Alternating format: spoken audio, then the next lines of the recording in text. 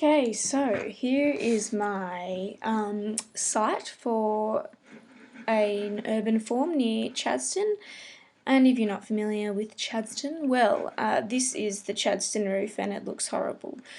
So what we're going to do in this video, we're going to make that roof a light source so we can see where the views might be towards that roof by using where the light casts on the forms around it.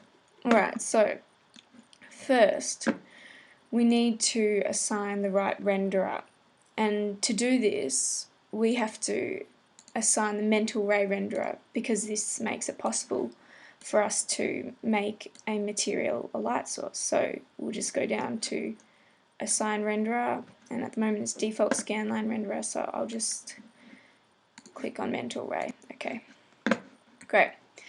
Now I have to go to the material palette, so I just press M and my material palettes come up.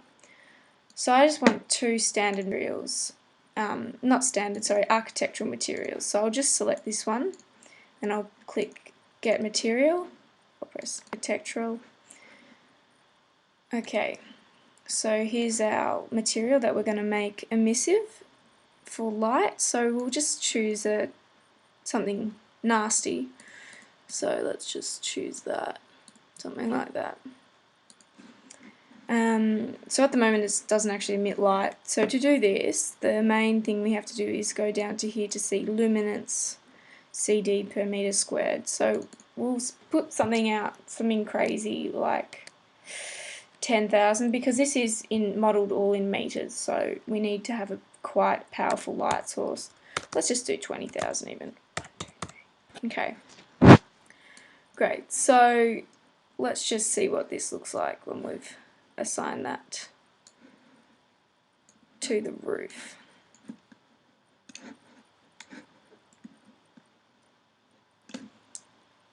Let's render that, see what that looks like. Okay, so it's doing what we want, but there's still a lot of problems and things that we have to fix. So as you can see, it's casting light on the buildings beyond, and that's not what we want. We want it to recognise that these buildings are actually going to be barriers. So we'll get out of that.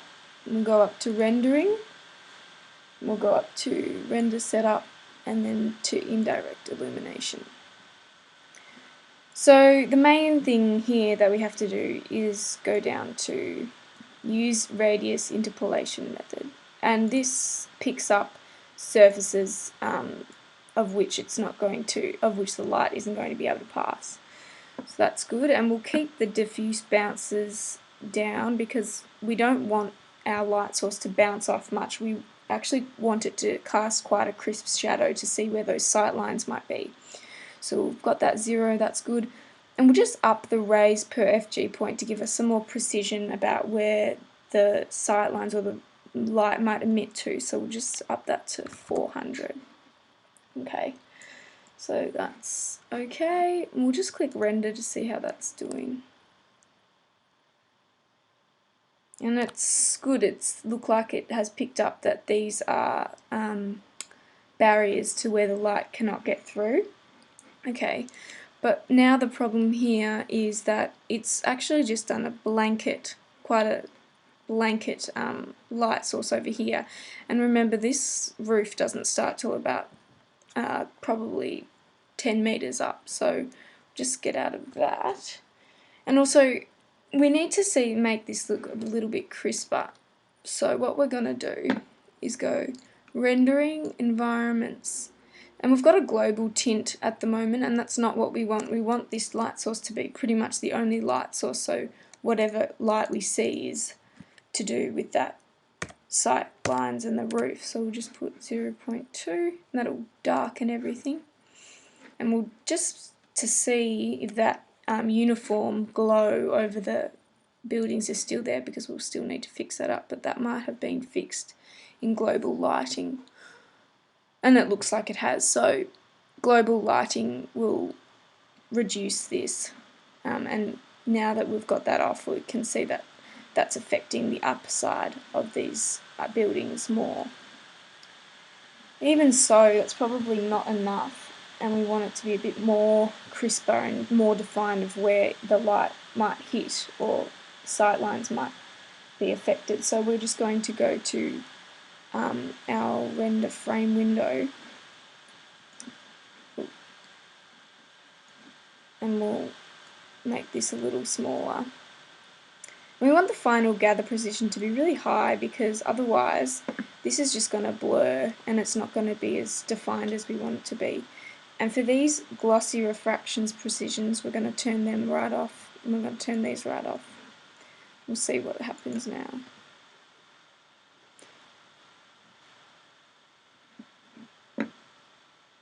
This might take about a minute, or probably less, since this is such a fast computer. See, already you can see that the two-story kind of outline of Chadston's becoming to show. So we'll just turn that off, because we can pretty much see that. We'll cancel that.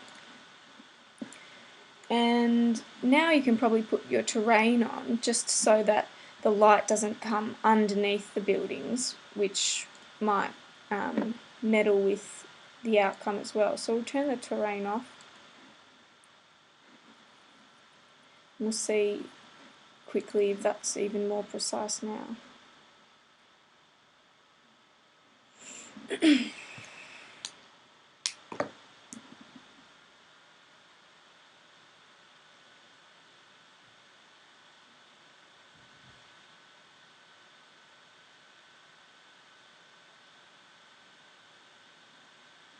Yep, alright, it's looking good. We'll just turn that one off, because it is definitely slowing down everything. That's about it. Or apart from, if you want to perhaps copy this material and make, this is our green area. So we can copy that material by pressing M and pretty much just going here and then maybe calling it material 25 and giving that a green hue, and then putting that to there. And so really what we're getting up here is this sight lines, and where our visibility is more pronounced towards different destinations. So it's quite a powerful tool. Anyway, thanks for tuning in. I mean, I don't think you need to have this render finished to see what's the result might be. So yeah, tune in next time for the next video.